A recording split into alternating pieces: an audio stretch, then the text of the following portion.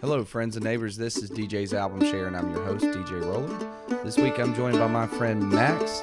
Max has been on the podcast before, but this time we're going to be talking about Tim Heidecker's album, Fear of Death, and Nathaniel Rateliff's album, It's Still Alright. If you guys are enjoying the podcast, make sure you rate, reviewing, and subscribing on all platforms, and I appreciate your support, guys.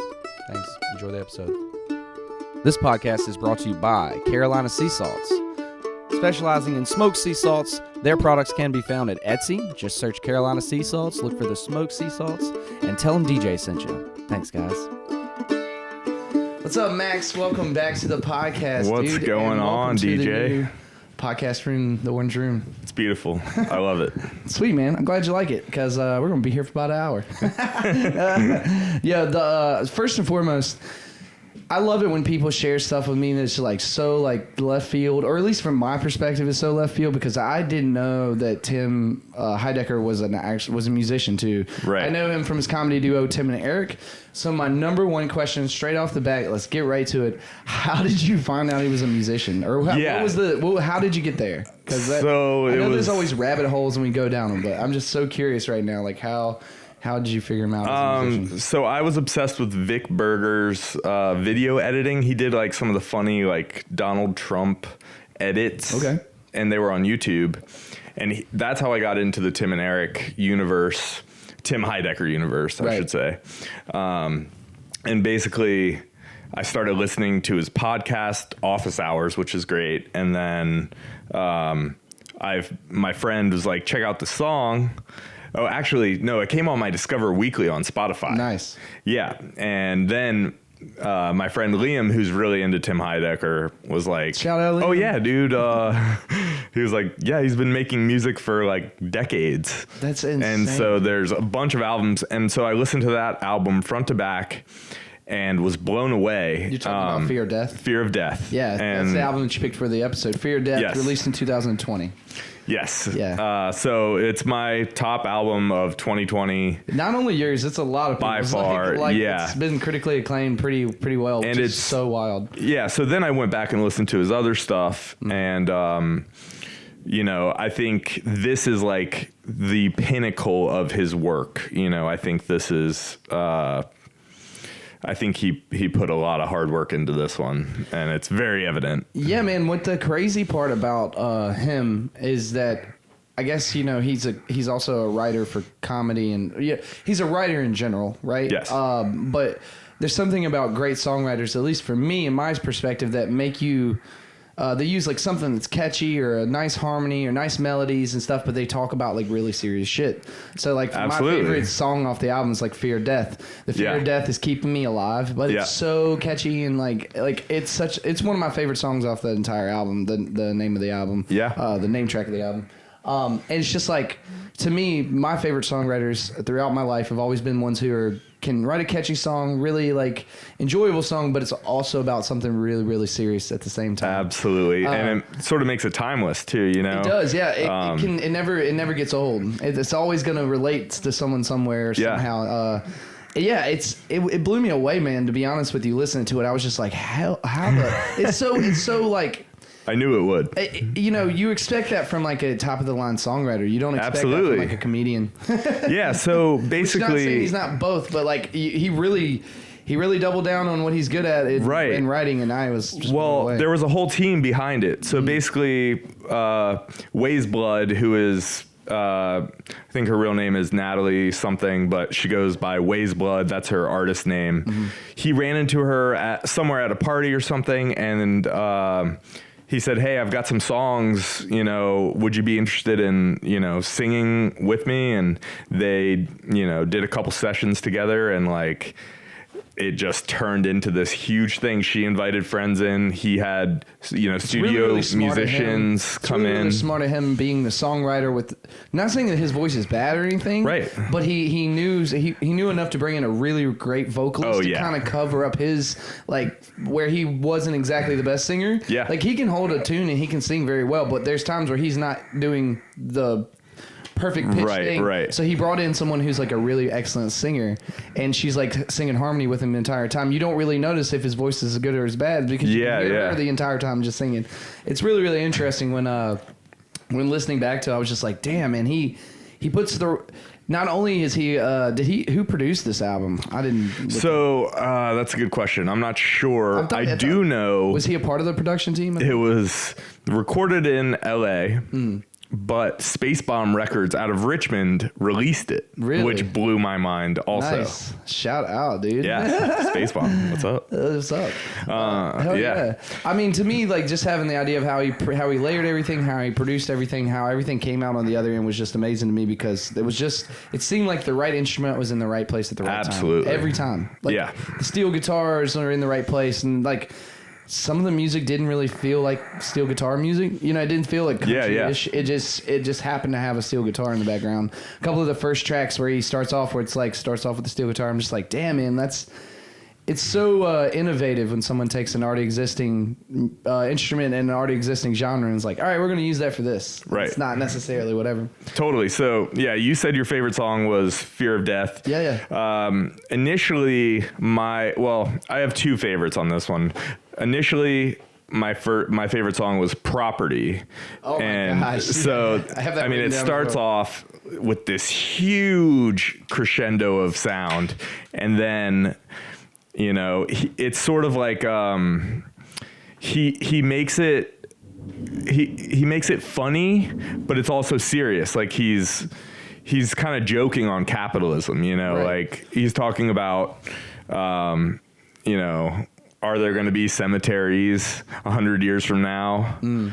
Someone tell me how. The thing about that is again, but doubling back on it, it's like you can't tell if he's being serious or if it's a joke. Yeah, like it's almost like what you're saying there, and like that's, man, like for me, John Prine is a great songwriter who does stuff like that, where it's like kind of a joke, kind of not a joke, Absolutely. real serious topic, but kind of a joke, kind of not a joke. And they have so many things throughout this album where I was just like, fuck, man, like he's on another level writing wise. Like to me, after this album, and just totally, you know, composition and music and everything else is great too, but just the songwriting, I was like, holy shit, dude. He blew me away. So one of the things, man, you're starting to get into some of the tracks. Keep on going. Like, what's some more tracks that jump out at you? So Backwards, the one with the backwards, going backwards. So. In his podcast where he's talking about the album, he says he had to turn off Natalie or Ways Blood harmony so that he could do his, because hers was so crazy and all over the place. Yeah. But together they sound so perfect, you know? So I love how, you know, it's a song. And then it has like the second part where it's like, oh, Canada, our bald eagles are moving up there for good. Right. And then it says the rest of us suckers would be moving up there if we could. Yeah. So it's like, it's funny. And his older stuff is more humor based. Mm-hmm. And then it seems like he integrated, I don't know, like, he made it more subtle so that it's sort of more like a John Prine or you know, somebody else who like cracks jokes in their songs, but it's also a serious song. Topic. Yeah. Like, super serious topic. Well, yeah. And the thing too with me is like, it's hard for me to pinpoint what genre of music this is.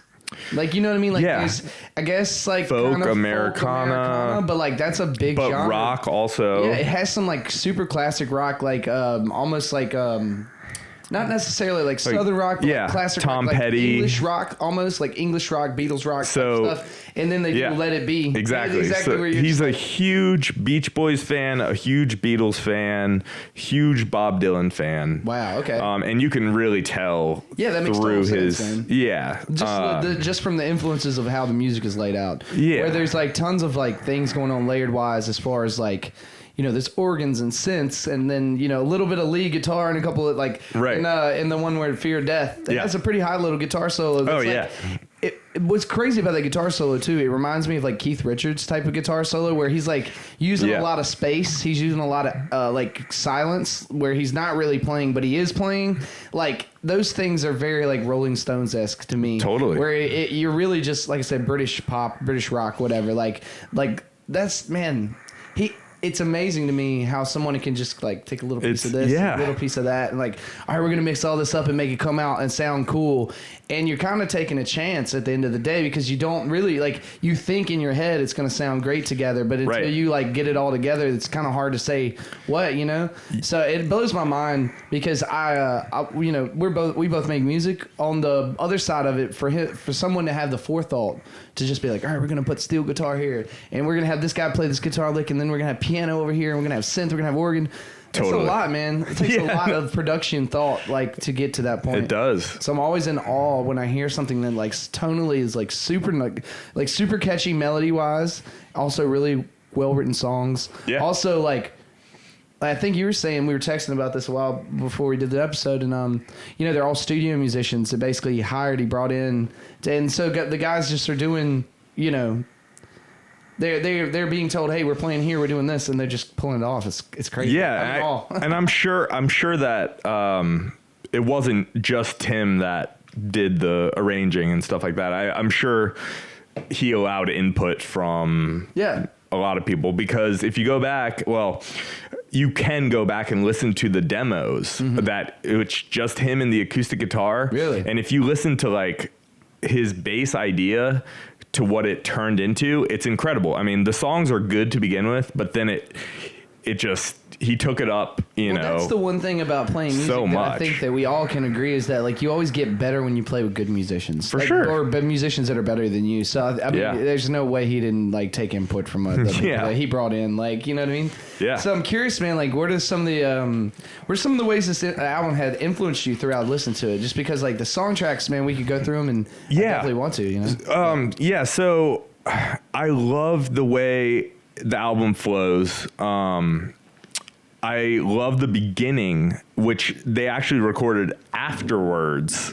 Interesting. Which I think is pretty, you know, I mean, I guess that makes sense, but it's called Prelude to a Feeling. Yeah. So it's like a warning, or not a warning. It's like, this is what you should expect. And they say, sit on back in your favorite chair, put your headphones on if you dare. Right. You know, it's kind of coaxing you into how they're going to take you on this little journey, kind of, but at the same time, you know, you don't really know the outcome yet.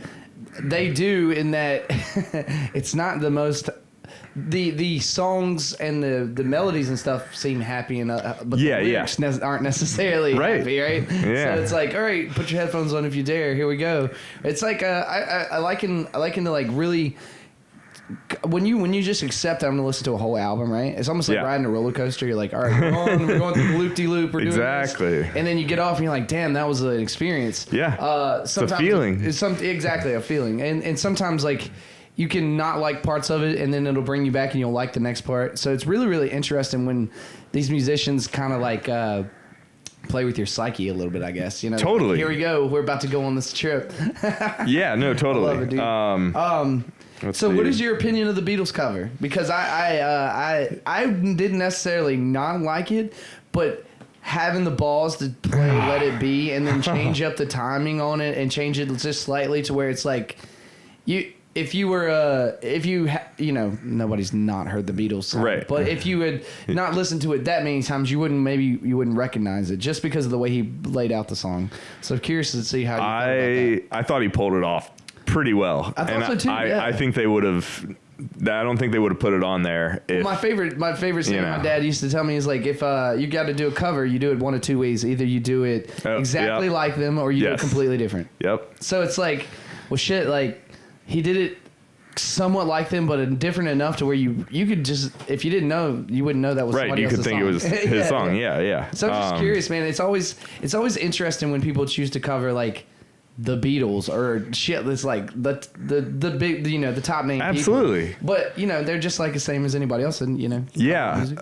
So an interesting thing along that vein is, like, I think in this album they do a lot of pattern breaking, which is like breaking your expectation. So from a musical standpoint is what you're saying, from like a rhythmic melody, or lyrical melody rhythmic. I can see what you're saying. So, They set a baseline or a tone of what they're gonna do. They play so many bars of it, and then they change it. Yeah. And they make it interesting And that way. that's what makes it interesting. Like if you do the same, the same rhyme scheme or the same rhythmic pattern over and over again for a vocal, I mean, it's been it just gets. You stop paying attention. But then if you do it 2 times and then the third time you change it, it catches you back in. It like makes you go, whoa. Well, whoa. we're all kind of victim of like short attention spans. Absolutely. Nowadays. So it's like how do you establish something, a melody? For me, it's all the melody. It's a melody of the song, timing and melody.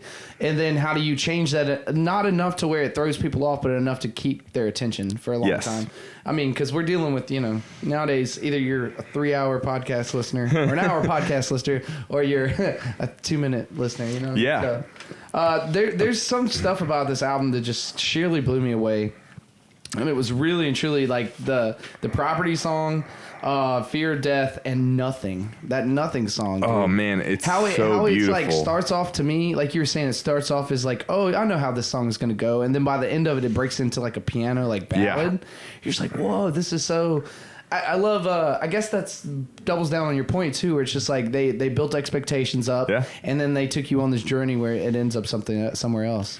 So I really appreciate this album a lot. I think I'm going to listen to it quite a bit going forward. Like, it's hard for me not to like sing along with a bunch of the tracks and stuff. Right. But the lyrics are so fucking fucked up. So yeah, Nothing was one of the songs. Like at first, I would skip over it, and then. After listening to it a few times, I was like, "Oh man, this is like one of the best songs on the album." That's part of the fun part about listening wild, through. Right? Yeah. Listening through without skipping. And then at the end, what I thought was cool is he gave Ways Blood a song to herself, and that song, if you're not listening, I guess consciously, like if you're just listening to it in the background, you won't really pick up on what she's putting down, but she's putting down a lot. Dude, she's such a good vocalist, dude. Some of those lyrics are just insane. It's like I think she wrote that one, if I'm not mistaken. She did write that she song. Wrote that one, and she helped him co-write another one, but I can't remember from my notes. But it's like I know she wrote that last track. Yeah. So it was super impressive, man. Like her addition to the entire album was very much needed. And it's like totally that's crazy to think that we're sitting here going crazy over how he wrote the song, how he put the music together. Probably took, and then he brings in this one person that pretty much makes the entire album. Yes, like no, without her, it would have probably been a good album. But I couldn't agree more. It wouldn't have been. It made the album. Yeah, and he knows it.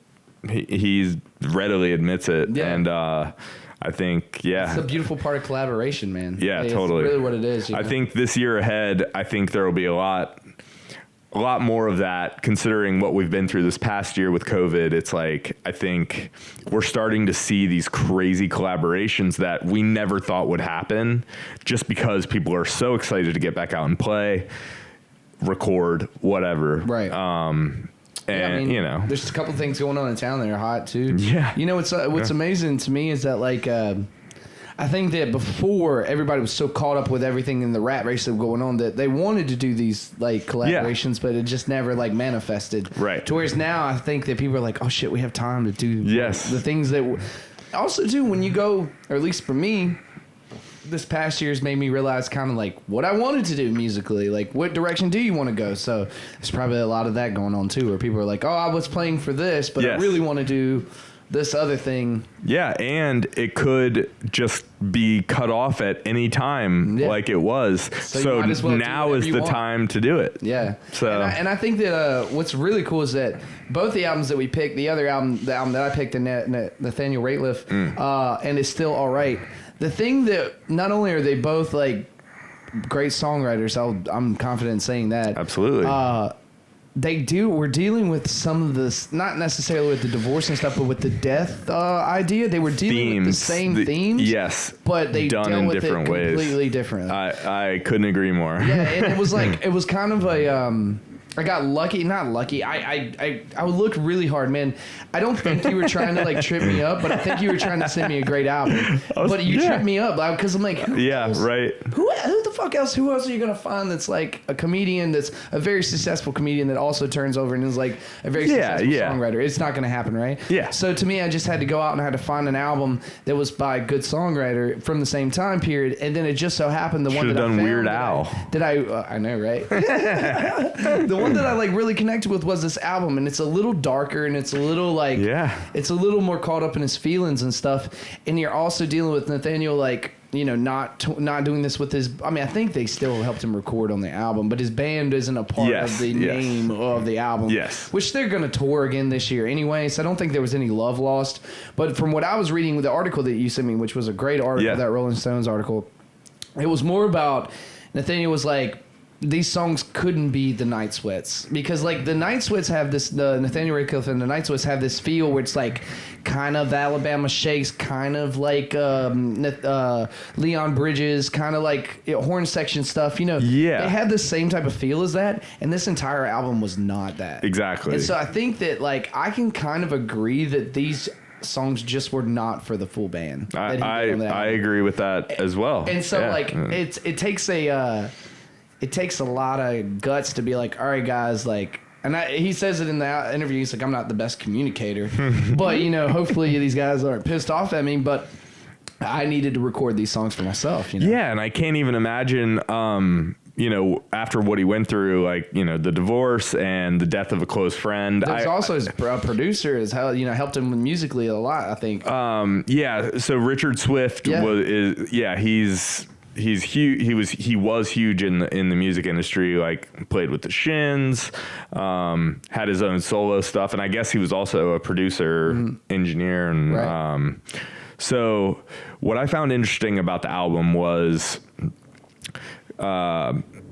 first of all, it took me. I had to listen to it twice before I was like, wow, this is actually really good. It's very subtle in that way. Yeah, it's pretty subtle. It kind of like lulls you to sleep because you don't really, you're paying attention, but you're not paying attention. But really, it's so like good, but it's just very subtle. His voice is so low. It's not what you're used to with the band stuff, where he's like taking control and he's taking power. You know, he said in that article, he's like, it's almost like I have split personality disorder. Right. Like these are the two me's. I have the me that's very subdued and very secluded and very like, I want to talk about emotional things. Yeah. And then you have like his alter ego where he's like in front of the band and he's like dancing. Yeah. I mean, you think about that, Son of a Bitch. Yes. He's like dancing in front of the band, in front of the music. Like I can totally see the juxtaposed like egos. It's definitely, polar opposite. Like this was clearly like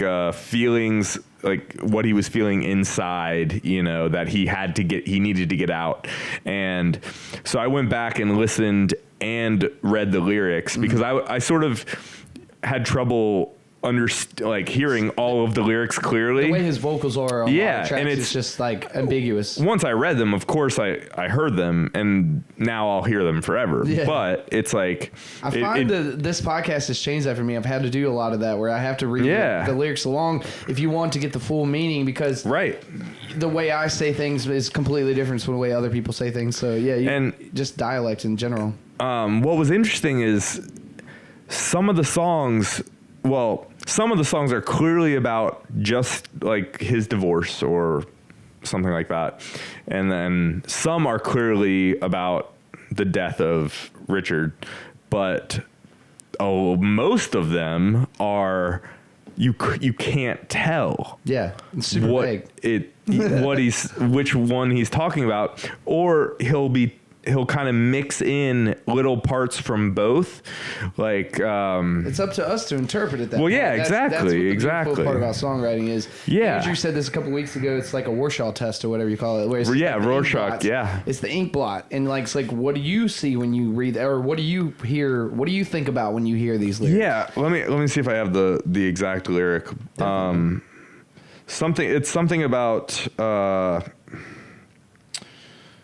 Something about like a pain in the chest, and I think, you know, Richard Swift died of cancer, so it was like that could be like heartache or like cancer, yeah. So to me, man, what really got me through the whole album was that each song had this concurrent feel where it was almost like this departure from Electric Band.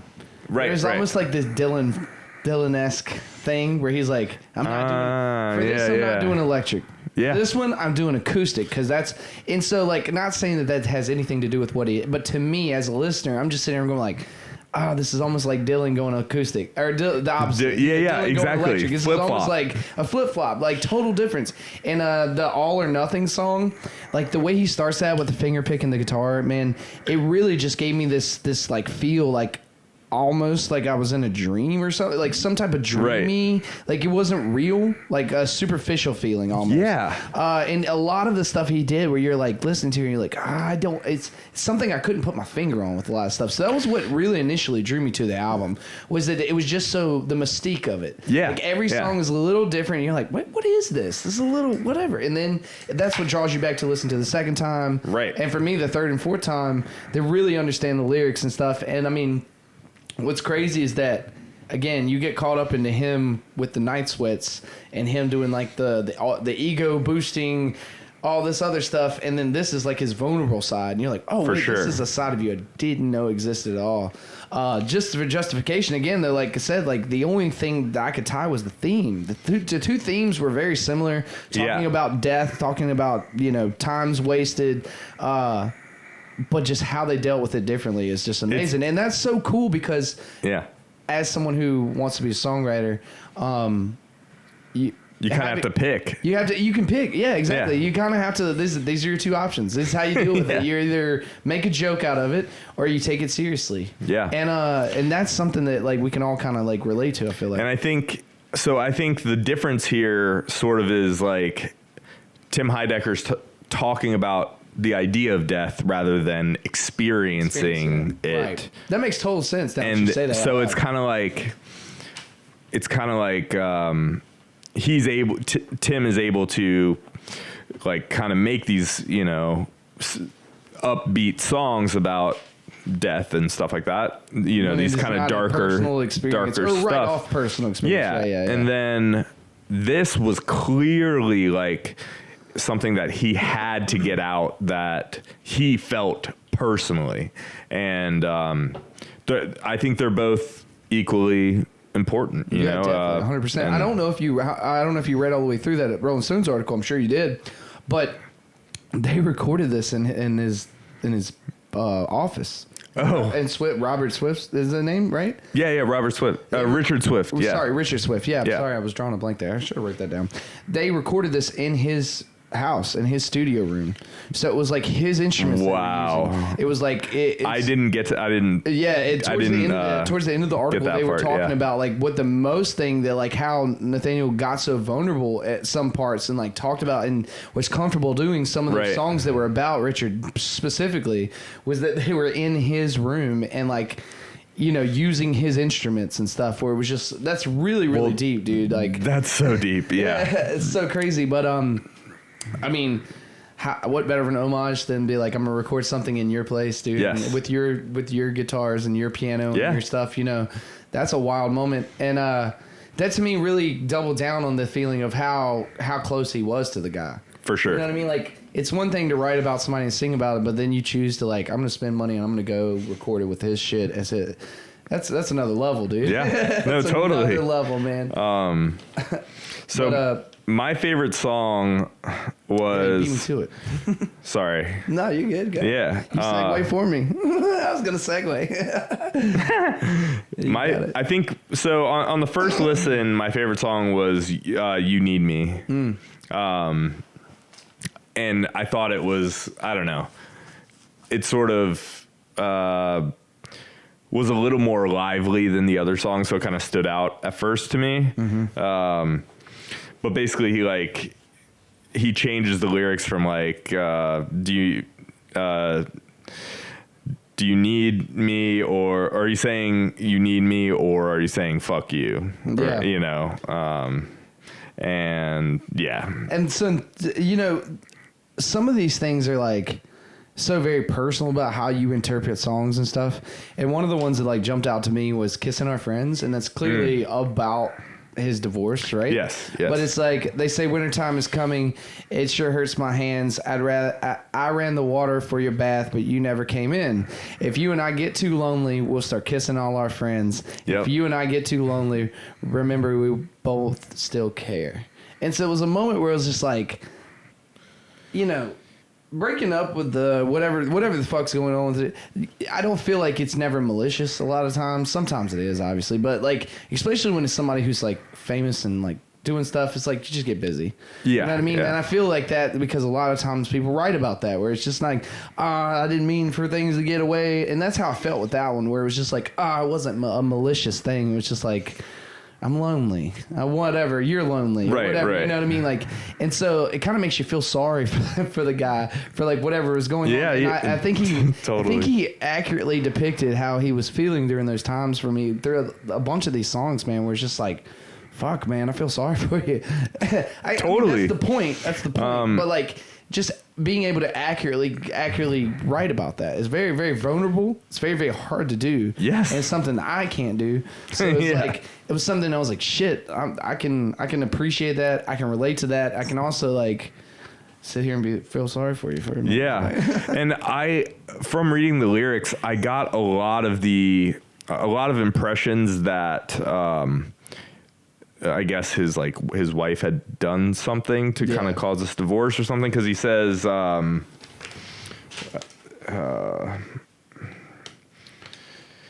he basically says, let's see. I mean, it was that one and Mavis for me. Both of those songs, the Kissing Our Friends and Mavis, those are two where I was like, oh shit, all right, cool. Oh yeah, going through some don't shit. say it's all or nothing. Oh yes. Oh my goodness, yeah, that's a good one too. Yeah. That I don't know. I can't find the exact lyric, but basically he was saying, you know, that you caused this, which that was the vibe I got. Maybe I'm wrong. Maybe you're wrong. Maybe you're right. It doesn't. I mean, that's the cool part about being a listener, right? Yes. It's like it's up to me to kind of Subjective experience. Subjective experience, Yeah. exactly. So when you were listening to this, you clearly kind of felt the vibe of like. I mean, it makes total sense when you read the article, but it was definitely like it helped to understand what was going on, right? Totally. So, yeah. You mentioned earlier about the podcast that Tim has. What is the podcast? And explain a little bit, because you listened to it. I haven't completed it all because it's very fucking long. So I haven't gotten through it all yet. So it's a weekly podcast. So it's his podcast that he came out and talked about his album. Oh, well, The album, the one that you sent me about the album. that is just 3 episodes, and it's not even, it's just on that podcast's page. It's not even the real podcast. That was just him. The podcast is Office Hours. It's him, Vic Berger, and this other guy, Doug. Nice. And it's basically just a comedy podcast, but it's hilarious. They have like, you know, running inside jokes and right. But yeah, I was curious about the one you sent me, though. Oh, yeah. Discussing the album itself, Right. because there's so much more that he can say that we can't about how he wrote the album and how he experienced about being musicians and all that stuff. So yeah, I thought it was really cool that he put that out there. He put out, I don't know, 3 hours or 4 hours worth of him just listening and talking about the album, about because there's some specific places in there that he talks about, and it was actually like his family went on vacation to Sheridan Lake, and he says like that's one of the lyrics in the. He has referenced to all that stuff. That makes it like super personal to him. Yeah, 100%. Dude, I was just curious because it's like, for me, that's the beautiful part about being in because both of these albums were released last year. There's tons of like articles and like podcasts and things like out that we can listen to and get into the insight of the guy or both of the guys, why they recorded what they recorded and when they recorded and why they played the music they played. And so it's always been super interesting to me for new music that's available. It's amazing. You know, I think that years ago people would go and they would search for these interviews where Bob Dylan would talk or whoever would talk, right?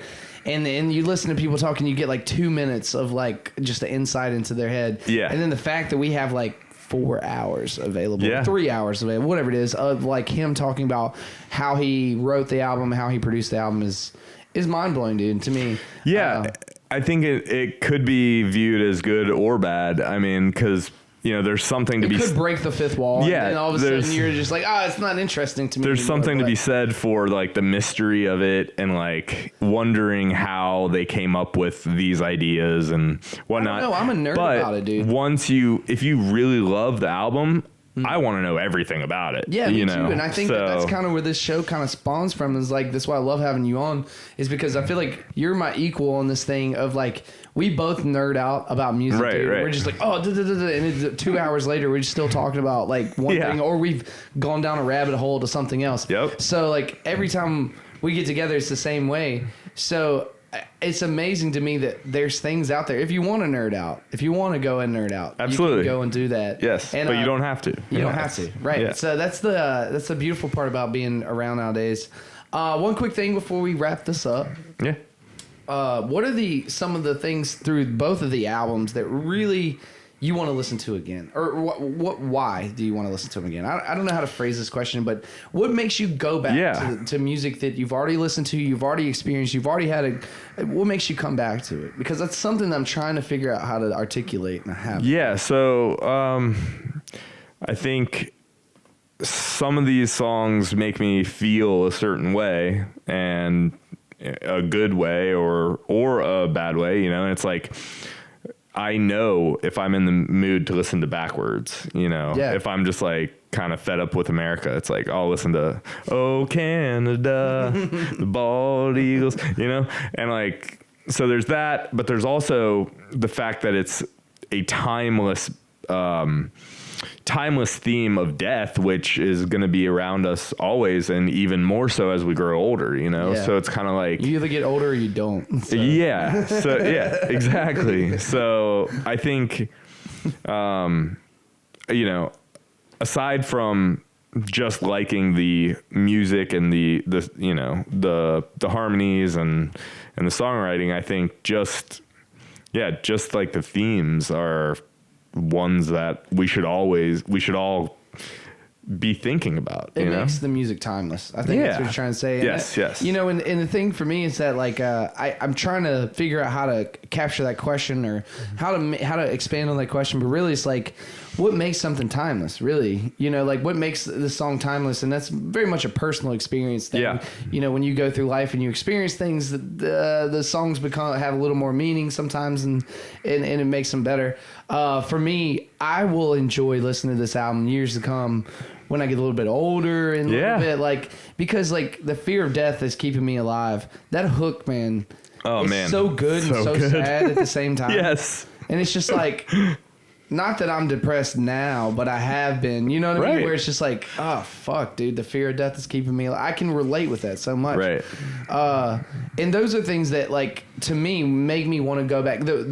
When you're in the moment and you listen to something, you're like, fuck, I really relate to that. Yeah. It's going to stick with me forever at that point. Yeah, and he, in Fear of Death, that the song, he talks about getting older, he doesn't talk about getting older. He just says, like, you get the sense that he's getting older. He's like, he says he doesn't want to see anyone anymore. Like, he doesn't want to go out. Yeah. Like, let's see, what does he say? He says, I think I'm done growing. Yep. I think I'm done growing. So like, I just loved that, and listening to it during quarantine, and it's like,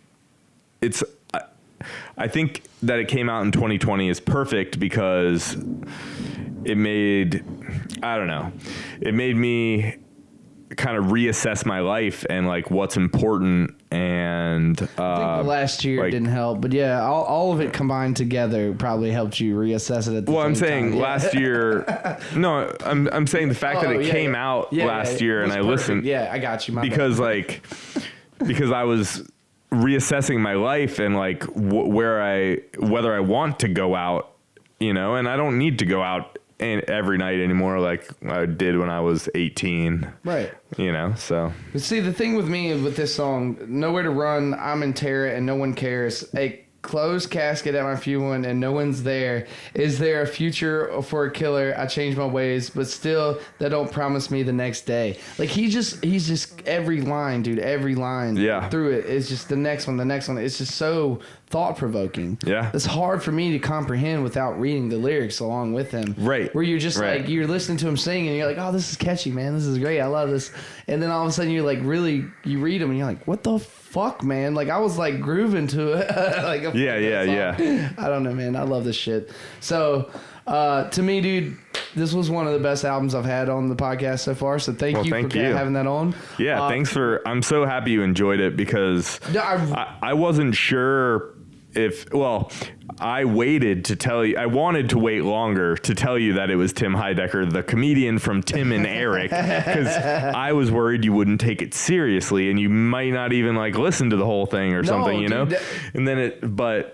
So the cool thing about it that I've started to adapt through all the episodes I've done now is that like if someone tells me they like an album, it's not for a bad reason. So I've been able to be like, oh, take my own little ego and everything out of the perspective where I'm just like, oh, well, they like it for something, so let me listen to it and find something good about it. And then when I have you on, you can tell me why you like it and why you picked it. And so that's part of why it's been like super fun for me because I'm going into all these things like super open-minded.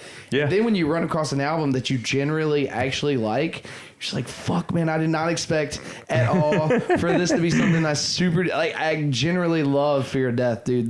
The hook is so good. Yes. I've said it 4 times now. The hook is so good, dude. Yeah, and that's the name of the album, and for a reason, you know. But man, I appreciate you coming on. Absolutely, DJ. Thanks for having me, man. Let's get the fuck out of here. Cool. Thank y'all.